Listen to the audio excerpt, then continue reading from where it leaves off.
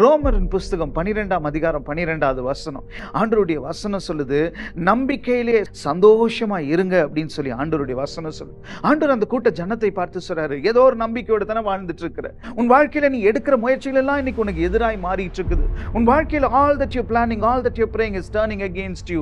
இன்றைக்கு ஒருவேளை அப்படிப்பட்ட நிலைமையில வந்திருப்போன்னு சொன்னா ஆண்டவர் நம்மை பார்த்து சொல்றாரு, உன்னுடைய நம்பிக்கையில சந்தோஷமா இருப்பா.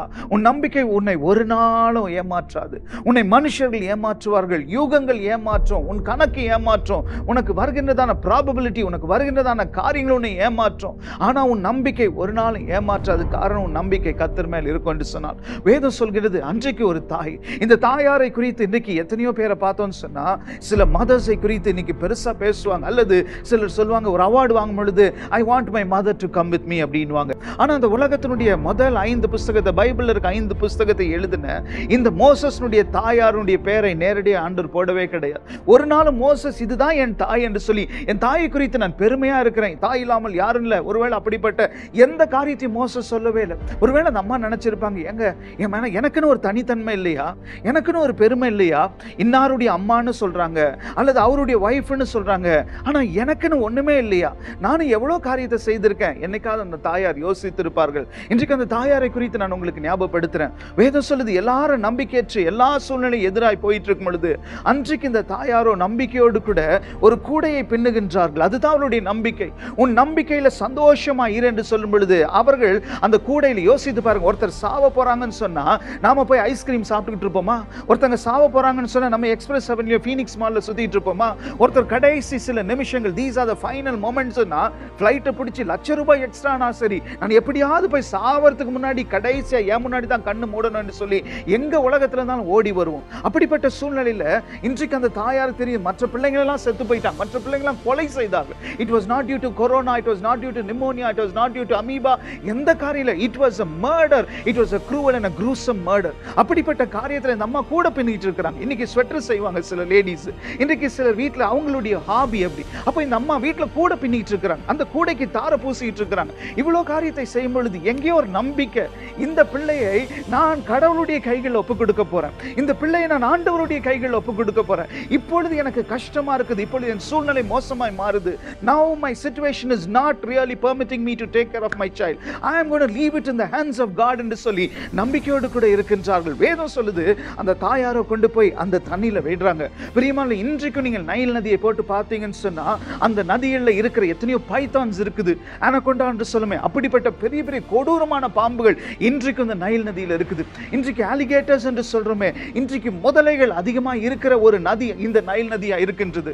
அப்படிப்பட்ட மோசமான நதியில யோசித்து பாருங்க, யாராவது போய் ஒரு பாம்பு இருக்கிற அந்த ஸ்னேக் பார்க்ல கொண்டு போய் தன் பிள்ளையை தூக்கி போடுவாங்களா? அல்லது மகாபலிபுரத்தில் இருக்கிற குரோக்கடைல் பார்க்ல கொண்டு போய் தன் பிள்ளைய கொஞ்ச நேரம் உள்ள போயிட்டு வான்னு சொல்லி தூக்கி போடுவார்களா? ஒரு தாயம் செய்ய மாட்டாங்க.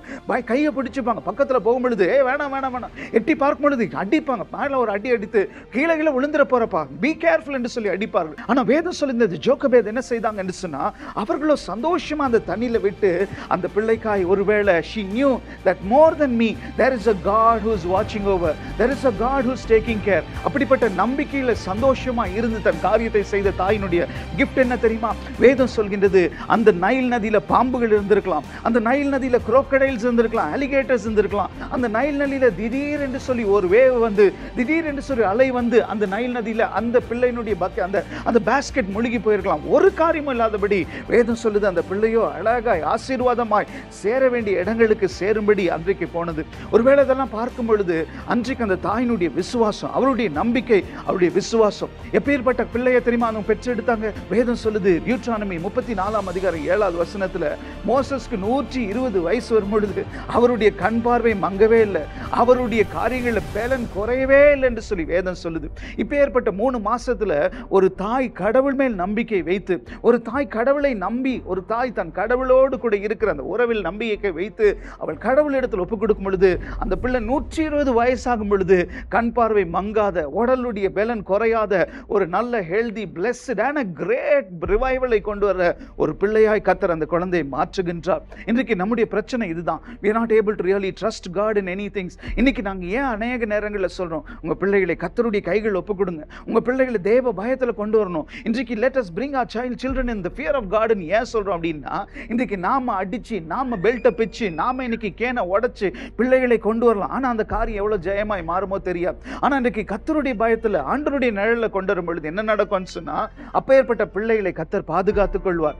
ஆண்டவர் அந்த பிள்ளைகளை கரம் பிடித்து நடத்துவார். ஆண்டவர் அந்த பிள்ளைகளுடைய காரியங்களை ஜெயமாய் மாற்றுவதை நம்ம பார்த்துக்கிட்டு தான் இருக்க போகின்றோம். ஒருவேளை இந்த மோசஸனுடைய தாய் ஜோகெபேதுக்கு ஒரே ஒரு காரியத்தை பெருமையாய் பார்க்கலாம். இந்த தாயாருடைய வாழ்க்கையில் ஆண்டவர் என்ன தெரியுமா எழுதுறார்? ஆண்டவர் சொல்றார், லேவியின் கோத்திரம் அப்படின்னு எழுதுறார். ஏன் லேவியின் கோத்திரம்னு சொன்னா, பின்னான நாட்கள்ல மோசஸனுடைய காலத்துல என்ன தெரியுமா நடந்தது? இந்த லேவி கோத்திரத்துல தான் ஆண்டவர் சொன்னாரு, இந்த பலிபீடத்தின் மேல நின்று அவர்களுடைய காணிக்கை பெற்றுக்கொள், இந்த பலிபீடத்தின் மேல நின்று அவருடைய ஜெபங்களை என்கிட்ட சொல். எல்லா ஜனங்களும் இருக்கலாம். 12 கோத்திரத்துல 11 clans can be on the other side, but I qualify one clan to step up onto the altar. I qualify one clan to come close to me. I qualify one clan to bring all the petitions of these people.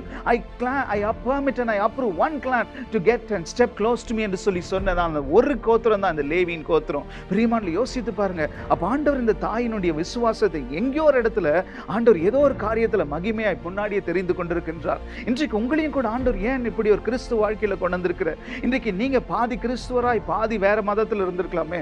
இன்றைக்கு இந்த பக்கம் ஒரு கால், அந்த பக்கம் ஒரு கால். நம்ம முன்னாடி சொல்லுவாங்களே, இதுலயும் ஒரு கால், நல்ல ஆறுலயும் ஒரு கால், சேருலயும் ஒரு கால் அப்படின்னு சொல்வதை போல இன்றைக்கு நிறைய பேருடைய வாழ்க்கை அப்படித்தான் இருக்குது. இன்றைக்கு அவர்களால நிலையாய் ஒண்ணு நீ ஆத்துக்குள்ள காலை வச்சுக்கோ, அந்த ஸ்ட்ரீம் உன்னை கழுவி சுத்திகரிச்சுட்டு போயிட்டே இருக்கணும். இல்ல நீ சேத்துலயாவது காலை வச்சுக்கோ, அந்த அழுக்குலயும் அந்த சாக்கடையிலயும் அந்த சனி அந்த காரியத்துல நீ இருந்துக்கோ. என்னால முழுவதுமாய் ஆண்டவர் நம்ப முடியல, என்னால முழுவதுமாய் ஆண்டவரையும் பிடிச்சு கொள்ள முடியல, என்னால முழுவதுமாய் இந்த உலகத்தின் காரியத்திலையும் போக முடியல, நான் இப்படியாய் வாழ்ந்துட்டு இருக்கிறேன் என்று சொல்லி புலம்புற ஏராளமான பேரை நாம் இன்றைக்கு பார்த்துட்டு தான் இருக்கிறோம். அப்போ வேதம் சொல்லுது, ஆண்டவராகிய தேவனோ அன்றைக்கு அந்த ரோமர் புஸ்தகத்துல அந்த சர்ச்சுக்கு எழுதும் பொழுது, உன் நம்பிக்கையில சந்தோஷமா இரு என்று சொல்லி ஆண்டவர் சொல்ற.